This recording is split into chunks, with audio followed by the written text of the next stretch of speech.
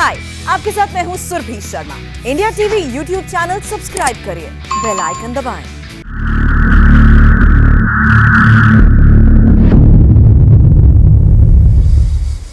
स्वास्थ्य सम्मेलन में कोरोना के खिलाफ जंग पर इंडिया टीवी पर हमारी चर्चा जारी है। हमारे साथ देश के 3 बड़े डॉक्टर्स जुड़े हुए हैं जिनसे हम लगातार डेंजरस कोरोना से बचने के क्या क्या उपाय हैं उस बारे में बात कर रहे हैं। डॉक्टर संजीव बगई, मैं चर्चा को थोड़ा और खोलना चाहता था और बात करना चाहता था, वो मैं करूंगा, लेकिन रेमडेसिविर को लेकर लगातार ट्वीट्स भी आ रहे हैं। एक सवाल पूछा जा रहा है कि हॉस्पिटल्स जो है उल्टा मरीजों से मांग रहे हैं रेमडेसिविर लाने के लिए कह रहे हैं, तो ऐसा नहीं होना चाहिए कि सरकार को सीधे हॉस्पिटल को सप्लाई करनी चाहिए?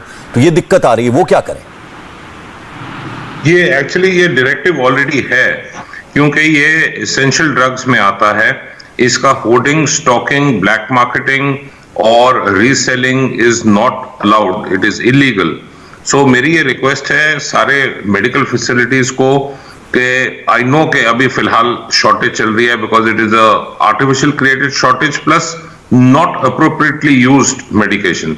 सो मेरा ख्याल कल परसों तक ये सेटल हो जाएगा 100%। पर मेरी ये रिक्वेस्ट है कि जब पेशेंट्स स्ट्रेस में हो, दिक्कत में हो, एंजाइटी में हो, पेशेंट्स को घुमाना नहीं चाहिए, ज्यादा भगाना नहीं चाहिए। हॉस्पिटल्स को प्रोक्योर करके हॉस्पिटल्स को एमआरपी या एमआरपी से लेस पर ये दवाई देनी चाहिए।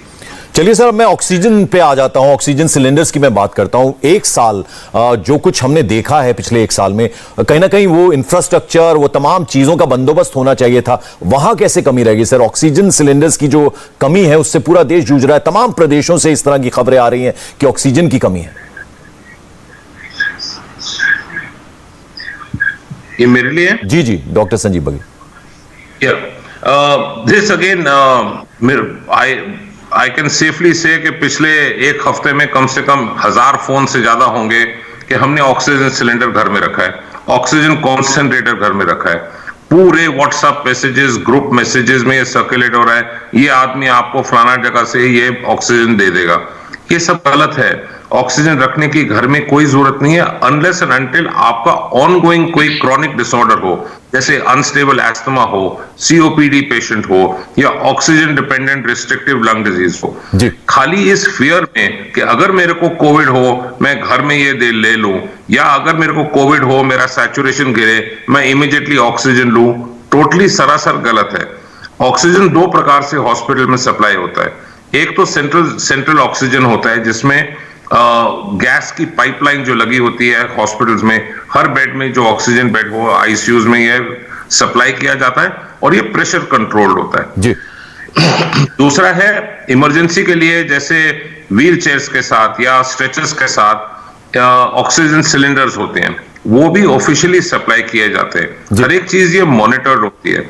तो ये होम यूज रैम्पेंट में बिल्कुल गलत है। ये भी हॉस्पिटल फैसिलिटीज पर एक्स्ट्रा स्ट्रेस कॉज कर रहा है। बिल्कुल। डॉक्टर मनोज, जरा आप ये बताइए कि जैसा कि डॉक्टर बघेल ने बताया कि जो कैन्स और कॉन्सेंट्रेटर्स घर पे रख रहे हैं वो भी गलत है और घर में जो स्टोरेज है वो बिल्कुल गलत है। अगर कोई प्रॉब्लम है तो हॉस्पिटल में जाएं। लेकिन बड़ा सवाल ये है सर कि इस बार देखने में आ रहा है कि जो एल्डरली हैं उनसे कहीं ज्यादा यंगस्टर्स जो हैं वो अफेक्टेड हो रहे हैं। तो क्या कारण इसके पीछे? क्योंकि जो एल्डरली हैं यानी 45 से ऊपर के लोग हैं उनको वैक्सीन लग गया है, वो कारण है, या फिर यंगस्टर्स जो थे ज्यादा केयरलेस रहे इस पूरे एक साल के दौरान? नहीं पंकज जी, मैं कहूंगा कि नए स्ट्रेन में जो कुछ चेंजेज आए उसे हमें समझना पड़ेगा। एक तो इसका एज ग्रुप जो अफेक्टेड था वो चेंज हुआ, 45 से नीचे के लोग इन्वॉल्व हुए, संक्रमित हुए, खास करके बच्चों में भी संक्रमण हुआ। और आपने 2 रिपोर्ट देखी होगी कि बेंगलुरु और मुंबई में बच्चे काफी संक्रमित हुए।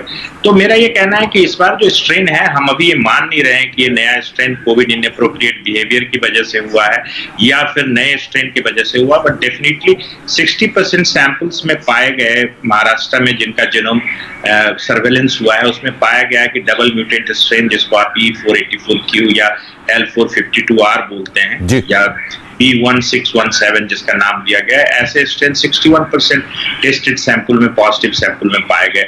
तो निश्चित तौर पे इस बार जो वायरल का बिहेवियर है वायरस का, वो चेंज हुआ है। SARS-CoV-2 का जो नया स्ट्रेन है वो यंग लोगों को भी इन्वॉल्व कर रहा है। और जहां तक ऑक्सीजन की कमी है उसकी वजह मैं पंकज जी आपको बताऊंगा कि ऑक्सीजन जो इस बार जो सर्ज हुआ है ये केवल नंबर ऑफ केसेस नहीं बढ़े, एक परसिस्टेंट सर्ज है। जो पिछले आप देख रहे हैं कि 4-5 दिन से 2 लाख से ऊपर केसेज आ रहे हैं, तो इंफ्रास्ट्रक्चर हमारा उस तरीके से तैयार नहीं था। और मैं तो आपको ये बोलूंगा कि हेल्थ केयर स्ट्रक्चर करीब करीब at the verge of collapse है। चाहे आप जो भी बात करें बेड्स की, ऑक्सीजन की या आईसीयू बेड्स की, तो निश्चित तौर पे थोड़ी बहुत फर्क पड़ता है, थोड़ा बहुत फर्क पड़ता है। अगर आप ऑक्सीजन रखते हैं उसकी कोई जरूरत नहीं है। जैसा डॉक्टर बगई ने कहा कि ऑक्सीजन का एक फियर है कि हमें टाइम पे ऑक्सीजन शायद ना मिल पाए, हमें बेड ना मिल पाए, इसकी वजह से लोग थोड़े बहुत ऑक्सीजन का इंतजाम कर रहे हैं। चलिए हम उम्मीद करते हैं डॉक्टर मनोज की जो बातें आप कह रहे हैं, सरकारें जो एडमिनिस्ट्रेशन है वो आपको सुन रहा होगा, और जितनी अच्छी जानकारी आप लोगों ने दी रेमडेसिविर को लेकर, ऑक्सीजन सिलेंडर्स के बारे में,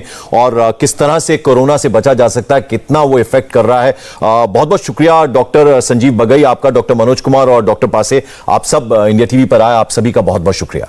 स्वास्थ्य सम्मेलन जारी रहेगा, शाम 6:20 पर फिर मुलाकात होगी। अभी यहां रुकेंगे एक छोटे से ब्रेक के लिए, जल्दी लौटते हैं हेडलाइंस के साथ।